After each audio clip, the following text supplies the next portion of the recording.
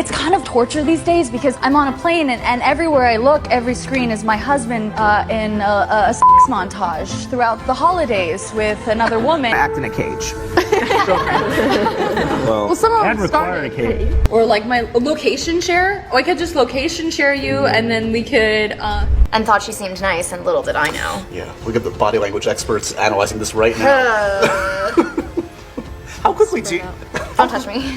Everything was really challenging with Blake. he had a mirror. It was Yeah. weird. It was, oh my gosh, I would literally like skin her body alive and step into it to be Cinderella. But I would What I think is most important is like I didn't think about the men too much with regard to Lily. You've never had a Guinness cake? No, but I need to.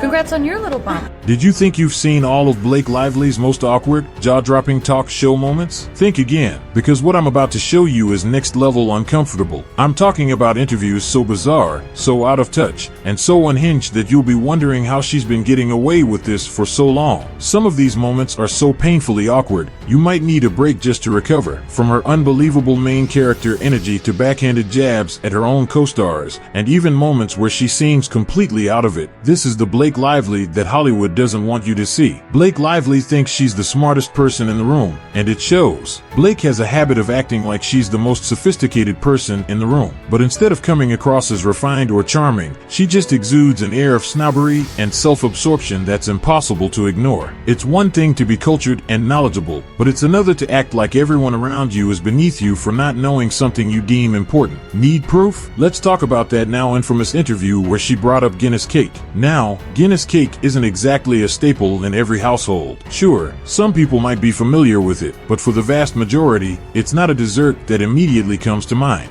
A simple, friendly explanation would have sufficed, but not for Blake. Instead of taking the opportunity to educate or even just casually mention it, she acted appalled that anyone could be so uncultured. Her tone immediately shifted to one of condescension, her face twisted in barely disguised disbelief, and the eye rolls? Unreal. It was as if she was personally offended that someone didn't know about this particular cake. The way she spoke down to the interviewer made the entire exchange uncomfortable to watch. She didn't just mention Guinness cake, she weaponized it, turning it into some kind of social litmus test where, if you weren't familiar, you were clearly an uncultured peasant, and people were not here for it. Viewers quickly took to social media, calling her out for her arrogance.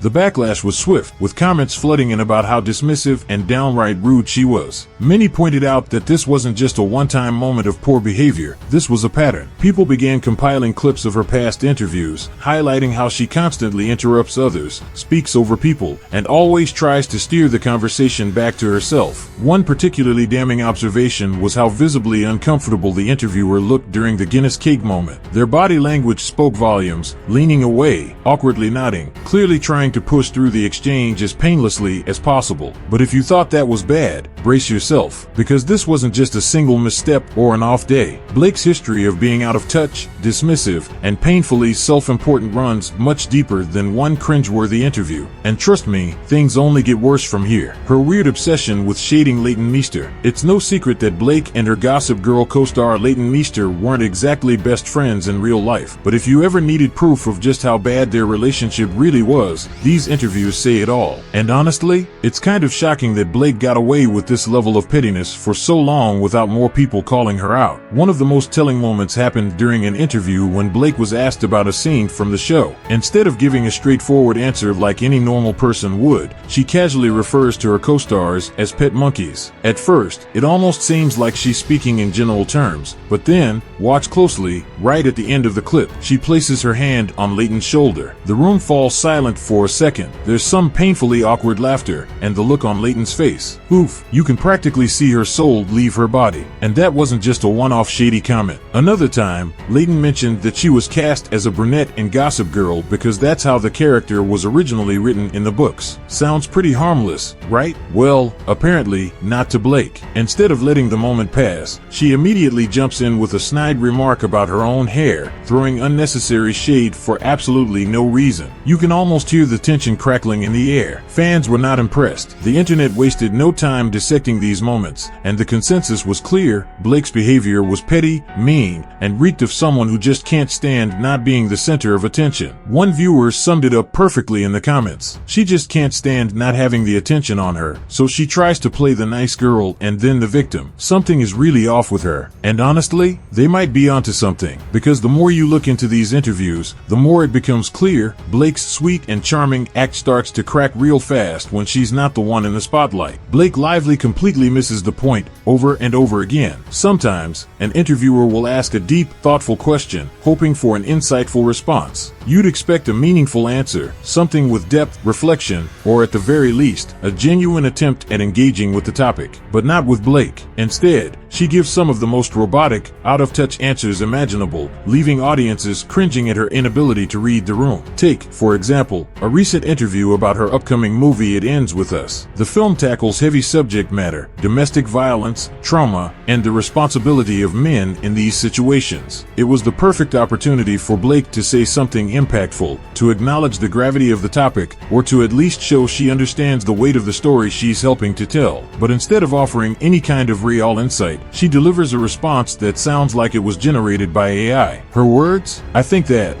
once that's clear, you can have two things be true. You can have empathy, but empathy isn't justification. Yeah, what? The second that clip hit the internet, people lost it in the comments. Some pointed out that she basically said nothing, a jumble of vague, disjointed words that failed to actually mean anything. Others called her out for completely missing the depth of the topic and failing to acknowledge the real survivors whose stories are reflected in the film. One person summed it up perfectly, writing, "This role was wasted on her. It feels like an ego project because she produced it. She completely missed the character's experience and just brought it down to her own limited, one-dimensional understanding. And just when you think it couldn't get worse, it absolutely does." At another point in the interview, she was asked a simple but important question: how should people respectfully approach her to discuss the themes of It Ends With Us? A great opportunity for her to talk about open dialogue, supporting survivors, or encouraging meaningful conversations, right? Nope. Instead, she jokes about sharing her location. Yes, you read that right. In a discussion about a movie centered around trauma and abuse survivors, her response was to make a joke, as if the entire topic was something lighthearted and trivial. The lack of awareness was astounding. Viewers were not amused. The comment section quickly turned into a roast session, with people calling her out for making light of such a serious subject. Many pointed out how tone-deaf and dismissive she seemed, turning what should have been a meaningful moment into an awkward, uncomfortable mess. Because here's the thing, It Ends With Us isn't just another romance movie. It's a story that deeply resonates with people who have actually lived through these experiences. Survivors have shared how much the book meant to them, how it helped them process their own trauma, and how important it is to see these stories told with care and respect. But instead of honoring that, Blake treats the entire thing like an inside joke. It's moments like this that make people question whether she even understands the material she's working with. Is she genuinely invested in telling this story? Or is this just another Hollywood vanity project for her, something to boost her own career while completely glossing over the responsibility that comes with portraying such a difficult, painful reality? At this point, it's hard to tell. But if this interview proved anything, it's that Blake isn't just missing the mark. She's not even in the right universe. Blake brags about having no talent? Okay, we need to talk about this next interview because it's one of the most bizarre moments of them all. Blake openly admits that she can't sing or dance, but somehow, she was lead in her school choir. How? Oh, because her parents bribed the director. Girl. People immediately called this out for what it was, straight up nepotism. And the fact that she said it so proudly? Phew. Someone in the comments nailed it. Her being the lead of the show because her parents bribed the director just goes to show how much nepotism actually helped her career. She is a mediocre actress at best and, as she proudly claimed, has no other skills. And honestly, they're not wrong. The moment that had fans screaming, Brandon spills the tea. Now, if you really want to know what it's like working with Blake, this interview might be the most telling of them all. When her It Ends With Us co-star Brandon Sklenar was asked about their chemistry, his response was so awkward, you could feel the tension through the screen. Chemistry between Lily and Atlas, it's fireworks. It's undeniable. What made it so easy to fall in love on screen? Brandon, I couldn't tell you. I mean, we didn't really talk about it. Oof. But it gets worse. Blake tries to laugh it off, but then Brandon immediately drops this bombshell. Everything was really challenging with Blake. Hello? Did he just low-key admit that working with Blake was a nightmare? Because it definitely sounds like it. And the fact that she awkwardly laughs it off like she's desperately trying to do damage control, yeah, that says everything. Blake Lively, the red flags keep piling up. At this point, how many red flags do we need before we just accept the truth? The constant awkward interviews, the condescending attitude, the weird energy with co-stars, and the bizarre PR stunts. It's clear that Blake Lively isn't the person Hollywood tried to sell us. So now, I have to know, what was the most unhinged Blake Lively moment that made you turn on her? And if you could ask her one question, what would it be? And how long do you think she'd take to answer it? Drop your thoughts in the comments below. And if you love celebrity drama, hit that subscribe button and check out my next video. You don't want to miss it.